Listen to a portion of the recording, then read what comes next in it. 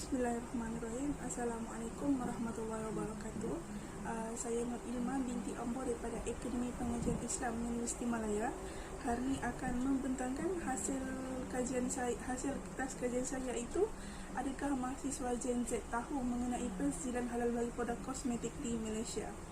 Okey, saya teruskan kepada pengenalan. Okey, Malaysia telah melaksanakan satu sistem persediaan halal yang dikendalikan oleh satu agensi agama di peringkat Persekutuan Negeri. Malaysia juga turut diiktiraf sebagai satu negara yang membangunkan garis panduan persediaan halal serta piawaian halal yang diiktiraf di peringkat antarabangsa. Persediaan halal adalah satu proses untuk memastikan para pengusaha industri mengamalkan konsep halalan thayyiban secara berkesan dalam penghasilan pelbagai produk seperti produk makanan, minuman, kosmetik, farmaseutical dan sebagainya.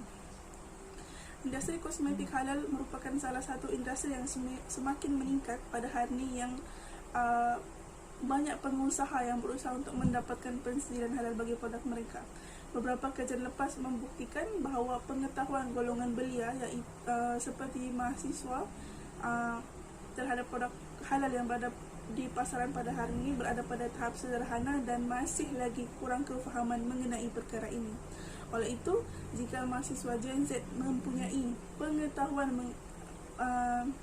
berkaitan persediaan halal bagi produk kosmetik, maka perkara yang sama juga akan terjadi kepada masyarakat sekeliling, kerana mahasiswa juga mempengaruhi masyarakat yang ada pada hari ini. Okey, seterusnya adalah penyataan masalah kajian. Okey, yang pertama adalah pengaruh globalisasi pada era milenium ini sedikit banyak telah menyebabkan masyarakat Islam, terutamanya golongan belia seperti mahasiswa mudah leka dan alpa mengenai kesucian bahan.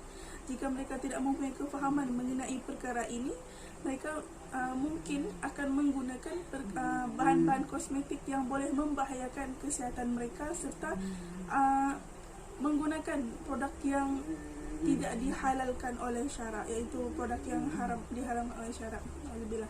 Okey, seterusnya adalah pelbagai inovasi dan perubahan telah banyak dilakukan terhadap produk kosmetik dari segi pemprosesan bahan dengan menggunakan pelbagai jenis bahan asli sehinggalah bahan organik, dan pada hari ini pelbagai bahan kimia yang digunakan untuk menghasilkan produk kosmetik yang boleh memberikan kesan yang cepat kepada para penggunanya. Dan masalah yang ketiga adalah kekurangan kefahaman golongan belia mengenai persediaan halal pada produk kosmetik dan sikap yang kurang cerna terhadap aspek halal dan serta aspek keselamatan dalam sesuatu produk seperti produk kosmetik. Okey, seterusnya adalah objektif kajian. Objektif kajian saya adalah untuk menilai tahap pengetahuan mahasiswa Gen Z terhadap persediaan halal bagi produk kosmetik di Malaysia. Dan metodologi kajian adalah sudah tentu penyelidikan saya menggunakan metodologi kuantitatif dengan menggunakan kaedah soal selidik sebagai instrumen utama dalam mendapatkan data. Dan soalan kaji selidik ini telah diedarkan menggunakan persampalan mudah dapat, iaitu confidence sampling, dan saya juga telah saya juga telah mengedarkan soalan kaji selidik ini dengan menggunakan Google Form kepada 299 responden yang merupakan mahasiswa di sekitar Kuala Lumpur. Okey, penggunaan Google Form ini kerana seperti yang kita tahu, pandemik pada hari ini amatlah memberikan tekanan kepada saya untuk menyebarkan sendiri kepada responden-responden tersebut. Saya juga menganalisis hasil dapatan kajian saya ini dengan menggunakan SPSS bersih 23.0. Okey, kita teruskan kepada karakteristik kajian. Okey, karakteristik peserta kajian hari ini adalah terdiri pada wanita dan juga lelaki, dan majoriti yang menjadi responden saya pada kajian ini adalah wanita sebanyak 230 orang dan lelaki sebanyak 59 orang sahaja. Dan demografi kajian terdiri daripada pengajian terkini, latar belakang pengajian, fakulti, penaja pendidikan serta taraf perkahwinan. Okey, kita teruskan kepada skor kekerapan soalan. skor kekerapan, iaitu soalan yang pertama adalah soalan C15, iaitu saya mengetahui definisi halal adalah produk dan dalam diri yang merangkumi peraturan yang dibenarkan, bahan, penggunaan bahan, proses penyediaan, pengendalian, pembungkusan sehinggalah ke penghantaran produk yang memenuhi kehendak syariah. Melalui dapatan ini kita dapat lihat majoriti daripada responden kajian ini bersetuju dengan pernyataan ini, dan ini menunjukkan mereka amat faham mengenai perkara ini. Manakala soalan yang seterusnya adalah pada pandangan saya kosmetik halal hanya memberi penekanan kepada bahan-bahan ramuan halal sahaja. Kita lihat hasil dapatan ini menunjukkan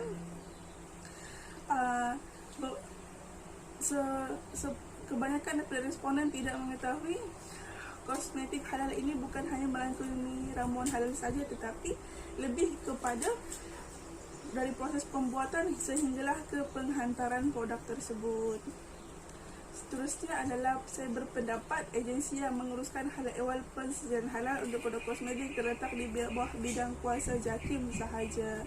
Ini juga sama dengan dapatan yang sebelum ini yang menyatakan bahawa separuh daripada kebanyakan responden menyatakan bahawa mereka bersetuju dengan pernyataan ini. Dan soalan yang seterusnya adalah saya sedia maklum bahawa selain JAKIM terhadap agensi lain yang turut terlibat dan bekerjasama dalam menguruskan hal ehwal persediaan halal bagi produk kosmetik. Jika kita lihat, kebanyakan responden menyatakan sangat setuju dengan pernyataan ini, dan mereka tahu bahawa selain JAKIM terdapat banyak pihak yang terlibat, agensi kerajaan yang terlibat seperti JSM, Jabatan Standard Malaysia, KPDNHEB dan Majlis Fatwa Kebangsaan dan sebagainya. Soalan yang seterusnya, saya mengetahui Malaysian Standard 2634 halal 2019 halal kosmetik adalah standard yang menyelia persediaan halal bagi produk kosmetik. Okey, jika kita lihat daripada dapatan ini, kebanyakan responden tidak mengetahui dan tidak pasti mengenai MS halal kosmetik yang para pengusaha kena ikuti jika mereka ingin memohon pensijilan halal. Hanya sedikit sahaja yang mengetahui mengenai ini. Dan seterusnya adalah saya sedar semua produk kosmetik yang ingin dipasarkan di Malaysia perlu mendapatkan notifikasi terlebih dahulu sebelum memohon pensijilan halal. Okey, ini jika kita lihat kebanyakannya mereka setuju dan mereka tahu bahawa BRFK, Kementerian Kesihatan Malaysia, bahagian regulatory farmasi kebangsaan Kementerian Kesihatan Malaysia adalah salah satu badan yang perlu mengeluarkan notifikasi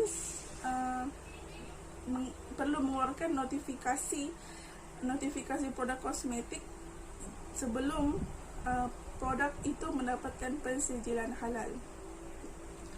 Dan soalan yang seterusnya adalah saya tahu BRFK merupakan agensi yang mengawal selia kualiti, efikasi dan keselamatan produk kosmetik. Okey, berbeza dengan dapatan yang di sini menyatakan bahawa NPRA adalah agensi yang mengawal selia semua kualiti, efikasi produk kosmetik tersebut.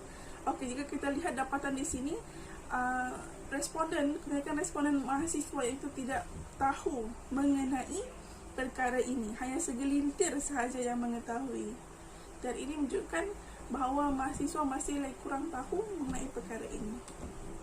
Dan soalan yang terakhir, pada pandangan saya kosmetik yang mendapat notifikasi daripada NPRA tidak perlu lagi melakukan pembaharuan notifikasi dari semasa ke semasa.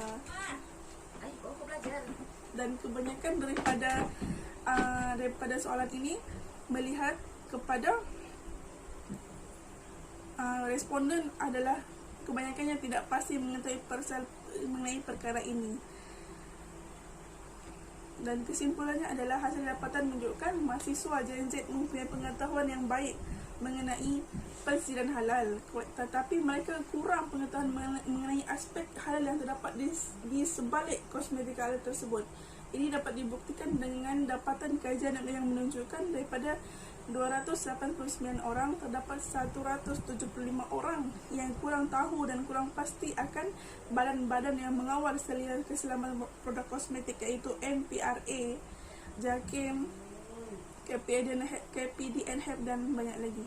Dan implikasi daripada kekurangan pengetahuan ini, mereka akan kurang peka tentang maklumat dan info yang sepatutnya mereka sedia maklum sebelum menggunakan suatu produk kosmetik. Tidak kira lah untuk diri sendiri ataupun ahli keluarga yang lain, serta kurang tahu hendak merujuk ke pihak yang mana satu jika terdapat sebarang keraguan atau seumpamanya berkaitan produk kosmetik. Dan sekian, ini adalah rujukannya. Itu saya daripada saya. Sekian dan terima kasih. Selamat Hari Raya Aidilfitri. Thank you.